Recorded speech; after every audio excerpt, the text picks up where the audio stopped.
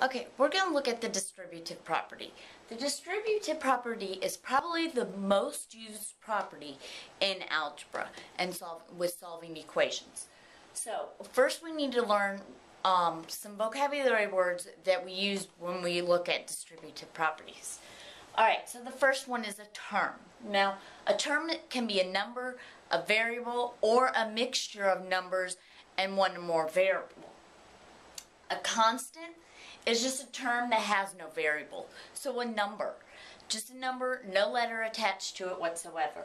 The coefficient is the numerical factor or number of a term, meaning the 6 in front of an X or the 5 in front of a B. That is the coefficient. Now, like terms are terms that have exactly the same variable factors, meaning they're like this one, 3x squared and x squared. They both have the same variable, x squared. 6ab and negative 2ab. They both have the same variable factor, which is ab. Now, down here, I have an expression. 6a squared minus 5ab plus 3b minus 12. Now, this 12 is the constant in this expression. A term is going to be the 3b, or the 5ab can be a term, and also 6a squared is a term. Now the numbers in front of a squared, 5 in front of the ab, and the 3 in front of the b are all called our coefficient.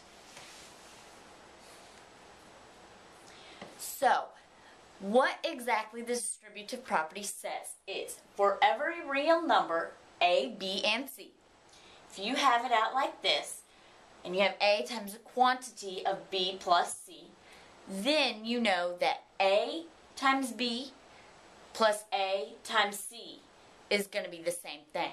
Notice you multiply everything inside the parentheses by that a. Now, for the second one, it says a times the quantity of b minus c. Notice I do a times b minus a times c for this problem. Now these two things just say the same thing as the other two, except if you have it on the back end, you're still going to distribute it. So let's take a look at some examples. Now 5 times the quantity of 10 plus 6. What I'm going to do is take my 5, multiply it by the 10, then multiply it by the 6. So I get 5 times 10, which is 50, and 5 times 6, which is 30. For the second one, I have 2 times the quantity of 6 minus 4. So I'm going to do 2 times 6, and then 2 times 4. And notice since it's a minus here, it's a minus there. So 2 times 6 is 12, and 2 times 4 is 8. So 12 minus 4 is going to be 8. Actually, 12 minus 4 is not 8. That should be 2 times 4, which is 8, and 12 minus 8 is 4. Alright, for this last one, 4 minus 2, the quantity of that multiplied by negative 3. It's just like we did the other ones. So basically, I'm doing the negative 3 times the 4, and the negative 3 times the 2. Notice there's a subtract 2 here, so that means right here I need to also subtract. So I'm going to have 4 times negative 3, which is negative 12, minus, then 2 times negative 3 is negative 6. And remember our keep, change when we're adding and subtracting negative numbers, so that negative 12 stays the same, the subtraction becomes addition, this negative 6 becomes a positive 6. And that is where you get the answer of negative 6. Now, the next one is the quantity of 2 plus 3, all of that multiplied by 4. So I'm going to do 4 times 2 and 4 times 3. 4 times 2 is 8, and 4 times 3 is 12. 8 and 12 added together, because it's added here, is 20. Now, when we are simplifying expressions, it's not asking us to solve them, so we may have a few terms in our simplification. But remember, we're not solving for a letter or a variable. This first one, 2 times the quantity of 5x plus 3. Remember, take the 2. I'm multiplying everything inside the parentheses by this 2. So we do 2 times 5 and 2 times 3. 2 times 5x is 10x, and 2 times 3 is 6. Now these two, 10x and 6, are not like terms. They cannot be combined together. So this is my answer, 10x plus 6. Notice, I did not solve for the variable because I can't. There is no equal sign. This next one, 6 times the quantity of m plus 5. Do 6 times m, gives me 6m, and 6 times 5, which gives me 30. These two, not like terms, so this is as far as I can go in simplifying this expression. This next one, I've got 3b minus 2, all of that multiplied by 1/3. Now when I do 1/3 times 3b, remember the reciprocal, if you multiply a number by its reciprocal, it's 1. Well, 3 times 1/3 is 1, so I get 1b.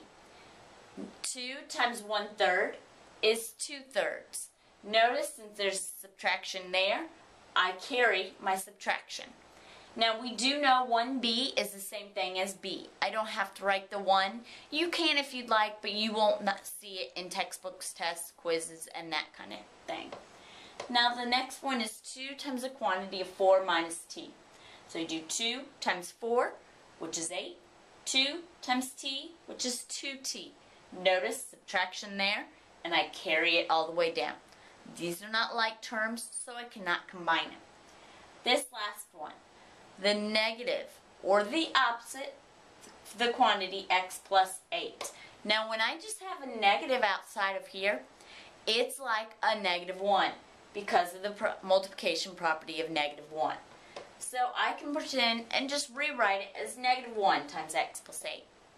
So when I do -1 times x, I get -1x. -1 times 8 is going to give me a -8. Notice there's an addition sign here, so I'm going to keep it all the way down. And we can rewrite -1x plus -8 as -x minus 8. Same thing. Alright, combining like terms. Now, like terms, we said, had exactly the same variables. So, like terms could be -5x squared and 9x squared. They both have an x squared. Or xy and 2xy. Or 4x squared y cubed and 3x squared y cubed. Notice they all have x squared y cubed. Now, not like terms are like 8x and 2y. X and y are not the same. Or 4x squared and x. Notice this is an x squared and that is just an x. This quantity is different than what x is. Also, not like terms are 2x squared y and xy squared. These two, x squared y and xy squared, are different quantities. They're not going to equal each other. So if I have to simplify problems like this, I notice x squared and x squared, so they're like terms, I can combine them. Now when I combine them, I basically add their coefficients if it's a plus sign in between. So 3 plus 5 is 8. So my answer is 8x squared. This next one, -5c plus c. Now remember that c is like a 1c. Like there's a 1, imagine, right there. They won't write it, but you just got to remember that it's there. So these two are like terms, so I can do -5 plus 1 and get -4c for my answer when I simplify it. This next one, -9w cubed minus 3w cubed. W cubed, same variable, like terms. So wait, do -9 minus 3. Notice I minus because that's what's in the middle of them. -9 minus 3 is going to give me a -12, and I keep my variable, w cubed. Now this last one, 7x and 4y. This is already simplified. They're not like terms, so if we are asked to simplify this on a test, all you're going to do is write the answer 7x plus 4y, because it's totally simplified. You can't go any lower than that. Now, writing expressions using parentheses. If you ever see the word quantity, this is a key word saying that you got to put these parentheses in. So, this indicates that two or more terms are within parentheses. So, if I'm giving an expression, right here we're going to write the expression for 3 times the quantity, x minus 5. So, remember, it's 3 times is multiplication. The quantity, that means what's next needs to be in parentheses. And not quotation marks as I just wrote, but parentheses. Now it's x minus 5. So I do x minus 5. And minus is subtraction. So my answer is going to be 3, then parentheses, x minus 5. And close my parentheses.